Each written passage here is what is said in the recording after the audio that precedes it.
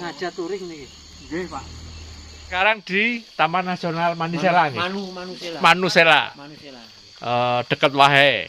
Seram Utara nggih. Seram Utara. Seram Utara. Dan di sini saya ketemu orang Jawa. Banyuwangi. Nah, Banyuwangi. Namanya siapa, Pak? Pak Jaini. Pak Jaini. Itu Pak Mas. Jaini, Mas Wawan, Mas Wawan, Mas terus Freddy, Mas Freddy. Mas Apri. Ini beliau-beliau ini anu nih, pejuang yang membuat Seram ada tanaman padi ini.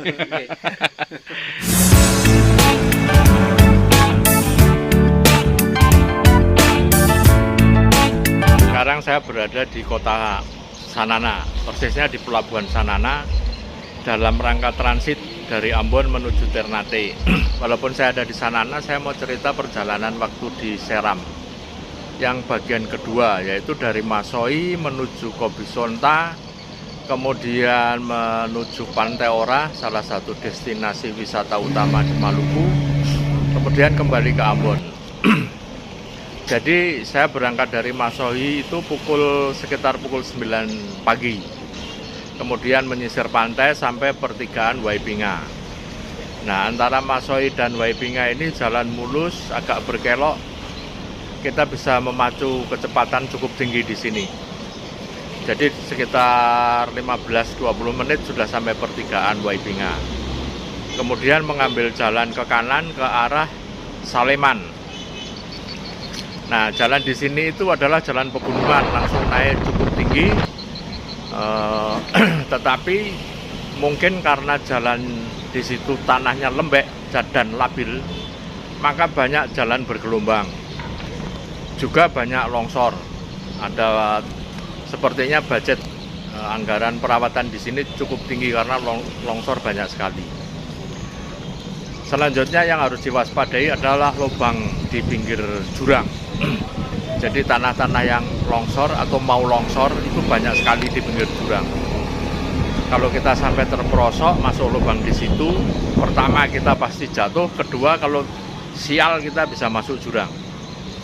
Makanya sepanjang jalan ini, kalau tidak berpapasan, saya selalu mengambil sisi di dekat tebing. Jadi selalu mengambil sisi kanan atau kiri yang ada tebingnya. Kalau jurang itu di kiri, saya ngambil sisi kanan. Kalau jurang itu ada di kiri, kiri saya ngambil kanan. Kalau jurangnya di kanan, saya ngambil kiri. Sampai pertigaan Saleman. Ya, sampai pertigaan Saleman itu kalau ke kiri ke Pantai Ora. Tapi kemudian saya ke kanan, masuk ke Taman Nasional Manisela. Di sini jalan naik 2 kali cukup tinggi, curam, tetapi karena di tengah hutan, jadi suasananya sejuk, view-nya bagus, masih banyak satwa. Kalau kita beristirahat itu banyak suara-suara burung di situ. Nah, mau turun Manisela, ada tempat peristirahatan, saya bertemu dengan seorang kalau dulu istilahnya transmigran. Kalau menurut saya dia itu pejuang pertanian karena dialah yang memperkenalkan teknologi tanaman padi di Pulau Seram. Saya ngobrol sebentar, ternyata dia berasal dari Banyuwangi. Dari obrolan itu ternyata ada kampung transmigran di daerah Kobisenta. Maka saya karena penasaran, saya memutuskan ingin masuk ke Kobisenta. Saya masuk terus menginap dulu 1 malam di Wahe, kemudian paginya saya berangkat ke Kobisenta. Dan benar juga di situ ada tanaman padi, ketemu banyak beberapa orang dari Pulau Jawa yang dulunya bapak-bapaknya itu transmigran di situ. Mendengar ceritanya memang cukup mengharukan karena dia harus babat alas. Babat alas itu bahasa Jawa, bahasa ininya merintis. Untuk memang lahannya sudah dibuka, tapi untuk mendapatkan bibit mereka harus naik turun gunung, menyeberang pantai. Perjuangannya cukup keras. Tapi hasilnya generasi kedua mereka sekarang sudah hidup lumayan, memadai.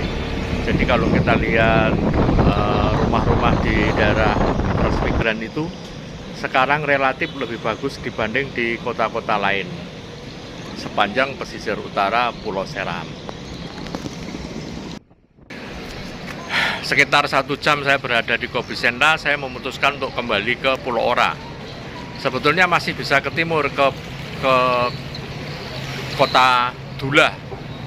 Cuman Kota Bula ya. Cuman karena jauh dan sepertinya tidak ada sesuatu yang istimewa, hanya itu kabupaten baru di Seram Timur, saya memutuskan kembali ke Pulau Ora. Perjalanan kembali ke Pulau Ora sama dengan waktu berangkat, menyisir pantai, jalan meliuk, aspal halus, berkelok-kelok dengan tikungan yang cukup panjang, jadi cukup kencang saya di sini. Setelah itu naik ke kembali ke Taman Nasional Manisela. Turun Taman Nasional ada sebuah jalan namanya tikungan SS. Tadinya saya pikir SS itu jalannya bertikung seperti huruf S. Ternyata itu singkatan dari kontraktor dulu yang dulu mengerjakan jalan itu.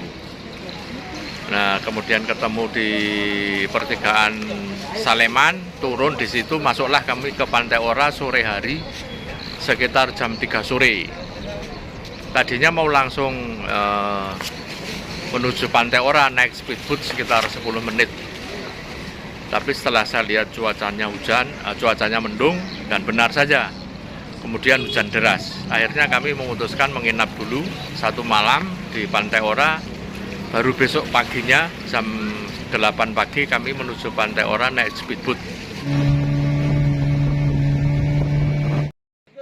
Akhirnya nggak tahan, pengen cemplung. Oke? Bismillahirrahmanirrahim.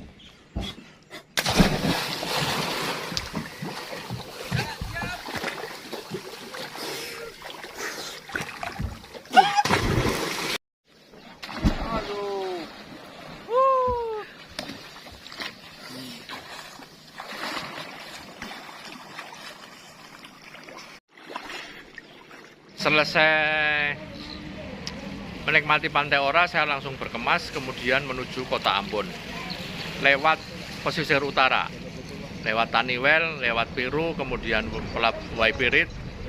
Setelah itu dari Waipirit menyeberang ke Ambon di Pelabuhan Honimua.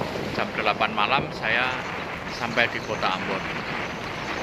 Nah, catatan saya tentang perjalanan di sini adalah satu, jalannya itu cukup menantang.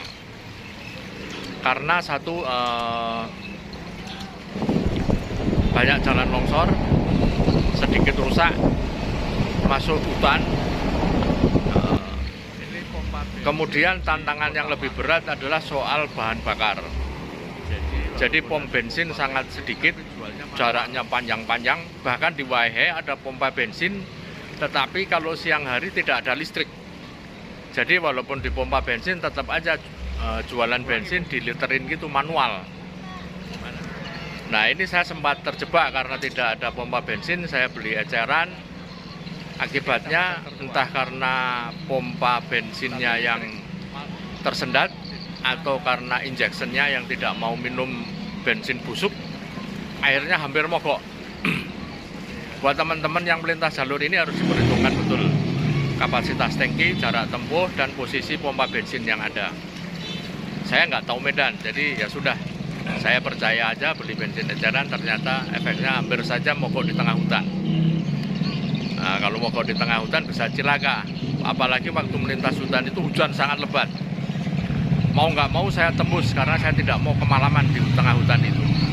Kalau kemalaman di tengah hutan itu, pilihannya cuma tetap jalan atau menginap, dan menginap pun tidak ada penginapan yang memadai. Mungkin bisa numpang di rumah-rumah penduduk kalau di daerah situ. Akhirnya masuk Kota Peru. Nah, sebelum masuk Kota Peru ini pemandangannya sangat bagus. Ada semacam savana kayak bukit Teletubbies gitu. Kemudian jalannya meliuk-liuk, mengasihkan, itu di Kota Baru Pemekaran di Kota Peru. Kemudian masuk Kota Peru, setelah itu ya biasa saja lah sampai Ambon malam hari. Jadi ada dua tantangannya. Tantangannya satu adalah situasi jalan, masuk hutan, kemudian soal bahan bakar. Demikian cerita saya, mudah-mudahan bermanfaat nih buat yang berkenan mau melakukan touring di Pulau Seram. Sampai ketemu lagi untuk cerita-cerita dari Pulau Ternate. Habis ini saya akan menuju Ternate. Masuk Ternate, Tidore, Halmahera, ke Tobelu, kemudian insya Allah mau ke Morotai. Sampai jumpa lagi. Terima kasih.